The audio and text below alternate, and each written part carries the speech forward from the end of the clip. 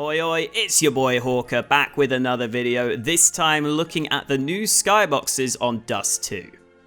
This is Dust 2, the quintessential Counter-Strike map that recently had its skyboxes over in B tunnels changed. This is a change that people thought could alter the meta of the map significantly. So to see how much of an effect these new skyboxes have had, I analysed these 9 games from IEM Katowice 2020 to see how often the new skyboxes were used. And here's the graph I ended up with. G2 topped the charts by a decent margin with 17 nades thrown over the top of the new skyboxes. And there are quite a few other teams that use the new skyboxes at least a decent amount. But at the same time, there are 4 teams on the right side of the graph that literally never use these new skyboxes, including Astralis, who are well known to be the biggest nerds of Counter-Strike, the biggest geeks out there who take any advantage they can find. So I think it's clear that the new skyboxes haven't been revolutionary to the map. And this assumption holds up when you look at the per round numbers of how often teams were throwing nades over these new skyboxes. Even the most frequent users of the new skyboxes are only averaging about 1 nade thrown every 5 rounds, which is something, but it's not exactly meta changing. So let's jump in and figure out why teams haven't been using the new skyboxes on Dust 2. We're going to start with some flashbangs from G2. In this specific round, Jax throws 2 flashes over the top of the tunnels, while Amanek also throws one of his own. This is right at the start of the round, so Perfecto, who's close to the tunnels, doesn't get too blind from this, but I think the main aim here for G2 is obviously not to hit the B site, but to try and draw a rotation and catch some players off guard, and that's exactly what Amanek is able to do. He spots some players rotating from CT spawn and manages to get a pretty easy kill early into the round. G2 do end up losing the trades, but I think that's more individual errors rather than any tactical mistakes. This is another example coming from G2. I'm not entirely sure whether this flash from Nexa is supposed to bounce, but in this round it doesn't really do a whole lot, and I think that's kind of the overall trend I'm seeing from the flashes over the tunnels. Oftentimes they just go too high, or players are playing positions where they're not going to get blinded by them. G2 don't need the flashbang to get themselves onto the site this time though. They hit a good timing window and take the B site. G2 are one of the teams that like to use these flashbangs in conjunction with some quick B plays, especially when they had Mac 10s. And in this round, even though Brolan doesn't get blinded by the initial flashbangs, because he doesn't have a Molotov for the tunnels, it causes so much panic in him. I just think he doesn't know how to respond to all these flashes, and he ends up getting overwhelmed on the B site. Obviously, Brolan's not in the best position in the first place here with a UMP against a full-on B rush. But I think you can definitely see a moment of indecision and panic when the initial nades go over the top, and that can be enough to make all the difference. One of the main reasons I'm including this though is just because I think it's kind of baller that G2 run this strat in back-to-back rounds. This time throwing 1 flash over the top and some flashes to the side to be able to rush down the B site, and again with the 5 Mac 10s, it works well for them against Fnatic's weakened buy. I feel like so far in the rounds I've shown, the specific nades over the tunnels haven't had a massive amount of impact. But in this round from Mousesports, Carrigan's nades over the tunnels are instrumental to the round win. He lines up this flashbang with a jump throw before throwing the smoke over to the doors and finally following through with that flashbang again. And switching to the defender Shush's POV, you can see that these early flashbangs that are thrown by Rops through the tunnels trouble him somewhat, but it's really these final flashes over the top from Carrigan that blind him enough to allow Mousesports to get the killing blow. And because Mousesports are so confident at pushing onto the B site, Hunden can never really establish himself in a good position in this round. The Mousesports players have already pushed through the tunnel, so he's stuck awkwardly fighting from window, and this is never really going to work for him. He ends up losing out. And so, after all is said and done, Carrigan's early flashbangs combined with the smoke for the doors allow them to get the plant onto the B site in a 3 versus 3, which is definitely a good place to be on the pistol round in Dust 2. Senor Vac is back in this round to teach you a new smoke lineup. He very intricately and precisely lines up this smoke, which ends up landing on top of the tunnels. Learning only the best smokes here on the Hawker channel. Seriously though, I think this illustrates an important point that clearly these players and these teams have not perfected these nades over the tunnels, so I wouldn't be surprised to see some of these evolve as teams put more practice into the map. I feel a bit bad about wrecking my boys over at Fnatic for that last one, so here's a lineup from Golden where a smoke lands somewhat near the doors, but slightly more in the open, and Fnatic really make the most of this in this round.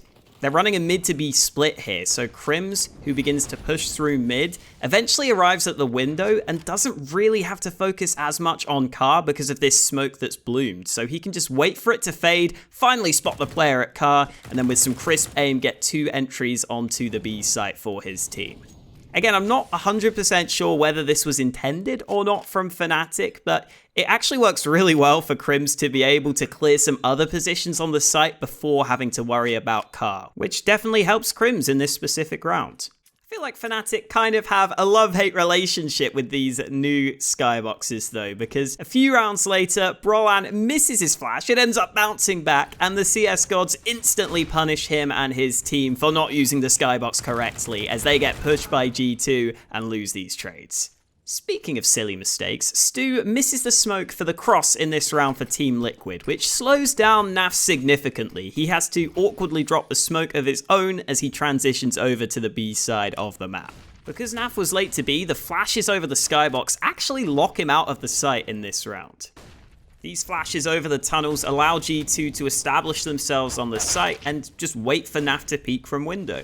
And as much as Super Stu tries to save Liquid in this round, he already showed with the earlier mistake that he's not a superhero, he's human, and he can only do so much with the AWP. I think the main point here though is that Liquid's mistake means that the flashes from G2 are actually impactful over the tunnels because Naf does get locked out of the site and G2 can make the most of it. This next clip is something I haven't really included in the video so far, but something that makes up quite a lot of the nades over the tunnels.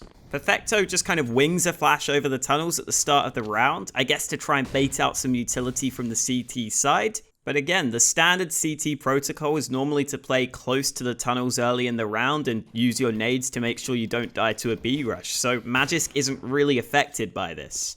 Felt like I had to include at least 1 or 2 of these examples because, again, this is quite a decent amount of the nades thrown over the tunnels, and they don't really do a whole lot in the overall context of the game. I think it's fair to say that teams were using nades over the tunnels much more frequently in pistol rounds than gun rounds, and this is another example from Team Liquid.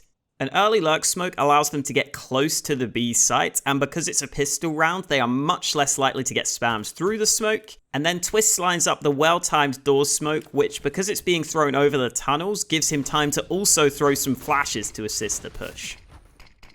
This causes all sorts of issues for Flamey, who's already wasted some bullets spamming the smoke, so even though he gets away with a kill, the second flashbang fully blinds him, and he just doesn't have time to get the reload off. More importantly though, Perfecto is playing support with these flashes from outside the doors, so his position is rendered useless once the smoke comes into play, and he can't really do much to stop them from getting onto the bomb site here. He just has to sit back, let Liquid get onto the site, into a pretty good post plant for them. I really like the timing on this from Liquid. Once the lurk smoke fades, the smoke for doors is landing, the flashbangs are coming into the site. Everything is really well timed, and it means that Navi don't have many options for counterplay in this round. The final round I want to show comes from Navi versus FaZe, and it starts with Simple throwing this on the cuff flashbang over the tunnels. And while this is happening, Electronic crosses to the left side of the tunnels and lines up these run-thrown flashbangs over the tunnels. And I much prefer these run-thrown flashbangs from Electronic because the issue I see with a ton of the other flashbangs over the tunnels is they go too high to actually blind players. But when you're run-throwing, you get more of a horizontal movement on the flash, and I think it's more likely to blind the opponents. And you can see Brocky here, who's playing close, does get somewhat blinded by this, but Navi decide not to commit through the smoke. They decide it's too big of a risk. Again though, we get to see the nades over the tunnels drawing a lot of attention and a lot of worry from the CT side, and Boomich makes the most of it in this round. He gets up close to the doors, and once Cold Zero rotates away over to the B side of the map, Boomich gets the timing window just right to walk through this smoke to cut off a player in transition and get Navi a kill to make sure they're in a 4v4 at the very least. So again, it's another round where the nades over the tunnels don't allow kills onto the B side of the map, but in the overall context of the overall map, it opens up options for your teammates. So here are my final takeaways from the new Skybox. I think in pistol rounds, we're going to see teams use these new Skyboxes fairly frequently, as smoke at the doors is really valuable in pistols because it's very unlikely you're going to get spammed down. And because you can now throw the door smoke from the tunnels, you can therefore throw flashbangs while that smoke is in the air to make sure the timing is just right to push the site. Secondly, teams are using the nades over the tunnels to cause panic and to cause worry for the CTs and draw rotations. Even though these flashbangs over the tunnels often aren't actually blinding opponents, just hearing so many nades at B is drawing rotations and opening up options elsewhere in the map.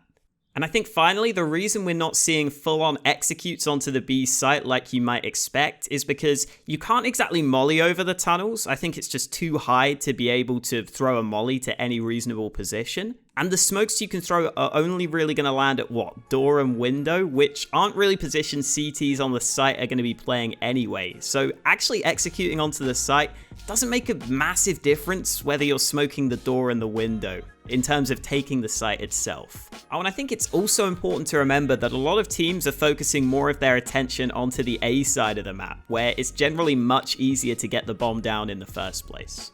Anyway, if you guys made it this far in the video, I hope you enjoyed, because otherwise you've just wasted a lot of your time. Thank you for watching, and I'll catch you next time.